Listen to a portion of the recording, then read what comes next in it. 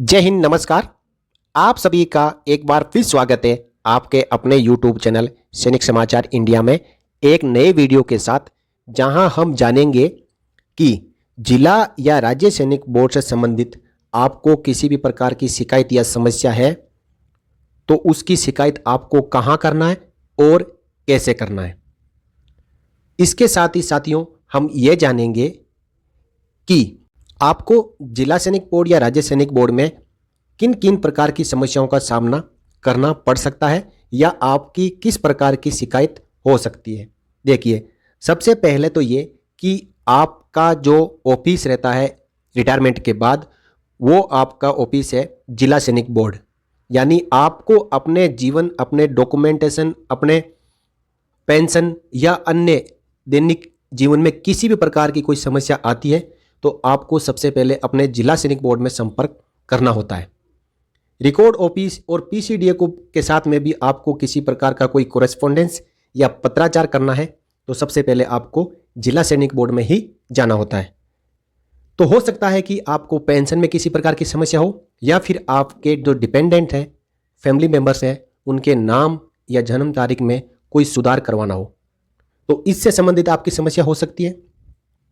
या आपका जो फैमिली पेंशन क्लेम है वो रिकॉर्ड ऑफिस को भिजवाना होता है, या केंद्रीय सैनिक बोर्ड से मिलने वाली वित्तीय सहायता के लिए आपको क्लेम भिजवाना होता है, या आपकी पेंशन से संबंधित समस्या हो सकती है, या आपका रोजगार या रीसेटलमेंट से संबंधित हो सकती है।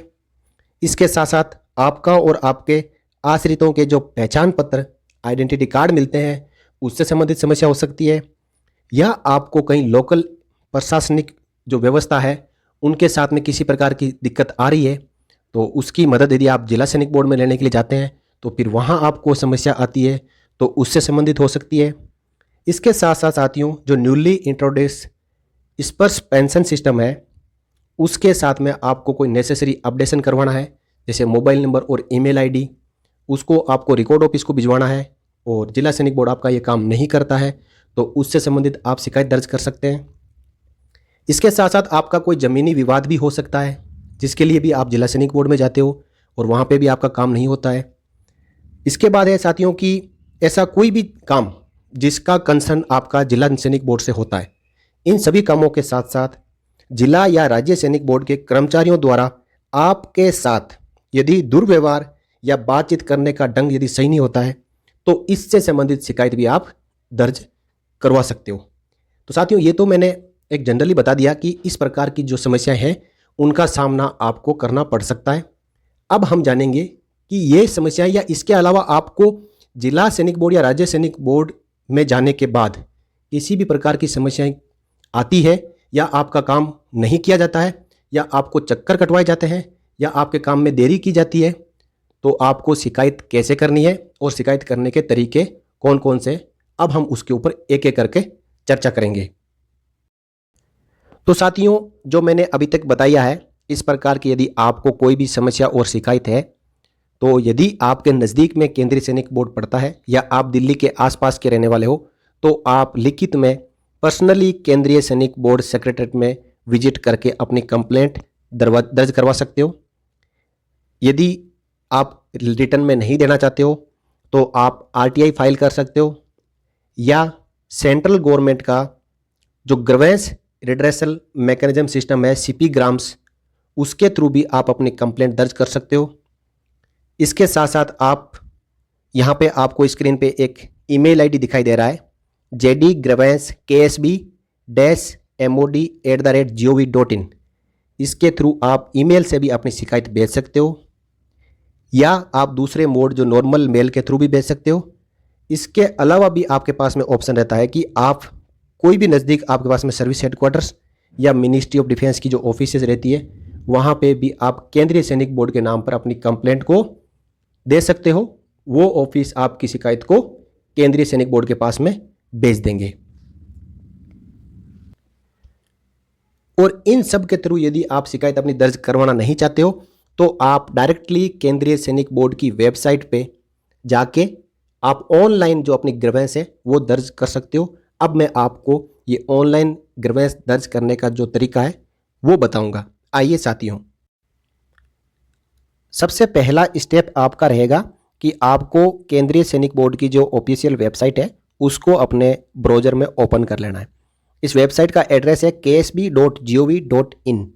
आप ये गूगल में सर्च करेंगे तो ये वेबसाइट का नाम आ जाएगा, उसको ओपन कर लीजिए। ओपन करने के बाद आप राइट साइड में देखेंगे यहाँ पे 3 लाइन आपको दिखाई देगी। इन 3 लाइन के ऊपर आपने क्लिक करना है। तो क्लिक करने के बाद में साथियों आपको इस प्रकार का इंटरफेस दिखाई देगा, जिसके अंदर आपको जो मेनू है उसके नीचे चलना है, आपको स्क्रॉल अप करना है। देखिए मैं स्क्रॉल अप कर रहा हूं तो यहाँ पे आपको दिखाई देगा ग्रीवेंस। ये देखिए साथियों यहाँ पे ग्रीवेंस लिखा हुआ नजर आ रहा है। तो आपने इस ग्रीवेंस के ऊपर क्लिक करना है, या मोबाइल में आप दर्ज करना चाहते हो तो टच करना है। मैं यहाँ पे इसको टच कर दिया। टच करने के बाद में एक और आपके सामने इंटरफेस खुलेगा जो आपको इस प्रकार नजर आएगा। आपने अगेन इसको स्क्रॉल अप करना है।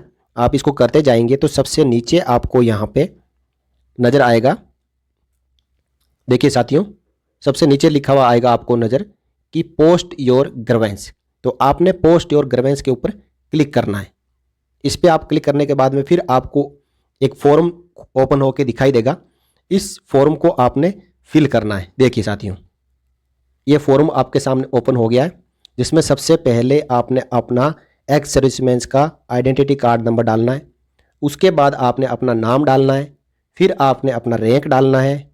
उसके नेक्स्ट जो इसके अंदर कॉलम आएगा उसमें अपना सर्विस नंबर डालो, आर्मी नंबर। उसके बाद कैटेगरी ऑफ एक्स सर्विसमैन, इसके ऊपर आप क्लिक करेंगे तो आप अपनी यहाँ पे कैटेगरी सेलेक्ट कर सकते हो। नेक्स्ट आपका यहाँ पे आधार कार्ड नंबर आपने एंटर करना है। उसके बाद आपने अपना डेट ऑफ एनरोलमेंट, फिर डेट ऑफ डिस्चार्ज, उसके बाद पेंशनर ऑब्लिक नॉन पेंशनर, इसमें से सेलेक्ट कर लेना है। इसके ऊपर क्लिक करके फिर आपने यहाँ पे अपना कंप्लीट एड्रेस डालना है, अपना मोबाइल नंबर, लैंडलाइन नंबर यदि है तो डाल दीजिए। उसके बाद आपने अपना ईमेल आईडी जरूर डालना है। और नेक्स्ट आ गया साथियों सेलेक्ट स्कीम। इसके ऊपर आप जब क्लिक करेंगे तो आपको किस प्रकार की समस्या है, यदि इन समस्या में से लिस्ट होती है तो आप इनमें से सेलेक्ट कर दीजिए।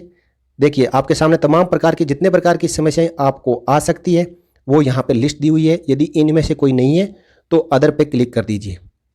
यहाँ क्लिक करने के बाद में नेक्स्ट आपका ऑप्शन आएगा सेलेक्ट ग्रीवेंस कैटेगरी। इसके ऊपर आप क्लिक करेंगे तो आरटीआई से रिलेटेड है, या जनरल इंक्वायरी है, या प्राइम मिनिस्टर स्कॉलरशिप स्कीम से है, या आपका कोई कल्याण या वेलफेयर से संबंधित है, या अकाउंट से, या पॉलिसी से, या एडमिन एंड कोर्ट से है, या ऑटोमेशन से। आप इसमें से जो एप्लीकेबल है आपके लिए उसको सेलेक्ट कर लीजिए। फिर आपकी जो कंप्लेंट रहेगी उसका टाइटल यहाँ पे डालिए। मान लो कि आपको चिल्ड्रन एजुकेशन अलाउंस यानी फाइनेंशियल असिस्टेंस जो मिलता है केंद्रीय सैनिक बोर्ड से वो नहीं मिला है, तो उसका सब्जेक्ट यहाँ पे डाल दीजिए non receipt of financial assistance being awarded to childrens. फिर नेक्स्ट आ गया साथियों अपलोड डॉक्यूमेंट। यहाँ पे आप अपलोड डॉक्यूमेंट में जो यहाँ कंटेंट आएगा, कंटेंट लिखने के बाद यदि आपके कंटेंट लंबे हैं, आपने कोई एप्लीकेशन बना रखी है केंद्रीय सैनिक बोर्ड के नाम पे, या ग्रीवेंस आपकी लंबी है, तो आप टाइप करवा के या एक प्लेन पेपर के ऊपर कंप्लीट आपकी जो ग्रीवेंस है उसको लिख के और मोबाइल या लैपटॉप कंप्यूटर में आप उसको पीडीएफ सेव करके रख लीजिए। और उसके बाद यहाँ से आपने चूज फाइल करके उस पीडीएफ फाइल को यहाँ पे अटैच कर देना है। Format JPG, zip, PNG, PDF और डॉक्यूमेंट, यानी वर्ड को भी आप वर्ड फाइल को भी अटैच कर सकते हो। ये करने के बाद देखिए आपको सबसे नीचे दिखाई देगा वेरिफिकेशन कोड। तो इधर जो आपको दिखाई दे रहा है राइट साइड में, इस वेरिफिकेशन कोड को आपने यहाँ पे एंटर कर देना है। और एंटर करने के बाद साथियों आपने सबमिट पे क्लिक कर देना है। आप जैसे ही सबमिट पे क्लिक करेंगे आपकी ईमेल आईडी और मोबाइल के ऊपर एक ग्रीवेंस नंबर आ जाएगा। उस ग्रीवेंस नंबर से आप यहीं पे ट्रैक ग्रीवेंस कर सकते हो। यानी आपने ग्रीवेंस दर्ज तो कर दी, लेकिन उसके ऊपर क्या एक्शन और किस लेवल पे किया जा रहा है उसके बारे में जानने के लिए आप ट्रैक ग्रीवेंस के ऊपर क्लिक कर सकते हो। तो साथियों ये था ग्रीवेंस रिड्रेसल मैकेनिज्म सिस्टम जो केंद्रीय सैनिक बोर्ड का है। अब साथियों यदि आपको यहाँ पे भी प्रॉपर सॉल्यूशन नहीं मिलता है तो आप सीपी ग्राम्स के डी पेंशन ग्राम डिफेंस पेंशन के लिए ग्रीवेंस पोर्टल लॉन्च किया गया है माननीय रक्षा मंत्री जी द्वारा जनवरी 2022 महीने में। उसके ऊपर भी आप कंप्लेंट फाइल कर सकते हो। और साथियों इसके बाद जो आपकी सेवरिटी ऑफ ग्रीवेंस है, यानी नेचर आपका जो ग्रीवेंस है कितनी गंभीर है, उस हिसाब से आप एक्शन ले सकते हो। और फाइनली आपके पास में लीगल ओपिनियन भी बचता है।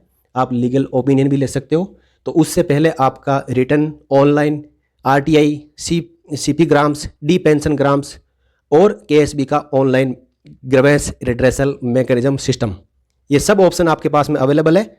और आपको यदि आपको किसी भी प्रकार की समस्या आ रही है या अभी भी कोई फेस कर रहा है पूर्व सैनिक, तो आज ही अपने ग्रीवेंस को केंद्रीय सैनिक बोर्ड के online grievance redressal mechanism system में फाइल करें। आपका काम होगा साथियों।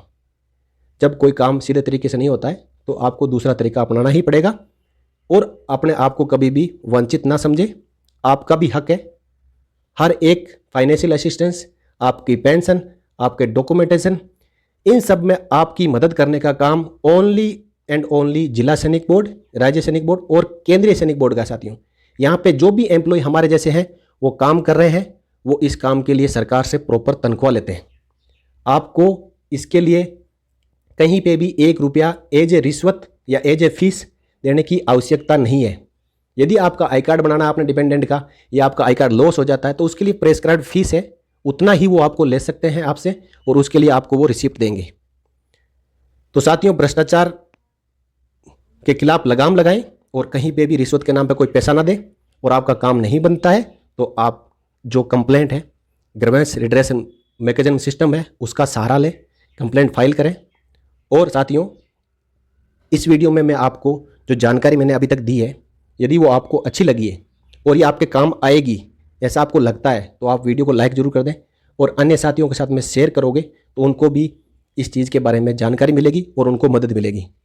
और साथियों, फाइनली मैं आपसे रिक्वेस्ट करूंगा, यदि चैनल पे आप फर्स्ट टाइम विजिट कर रहे हैं और या अभी तक सब्सक्राइब नहीं किया है, तो सब्सक्राइब करके बेल आइकन प्रेस करने के बाद ऑल पे क्लिक जरूर कर लें, ताकि आने वाले हर छोटे से बड़े वीडियोज़ का नोटिफिकेशन आपको समय पर मिलता रहे। इस वीडियो में इतना ही साथियों, मिलेंगे अगले वीडियो में एक नई जानकारी के साथ।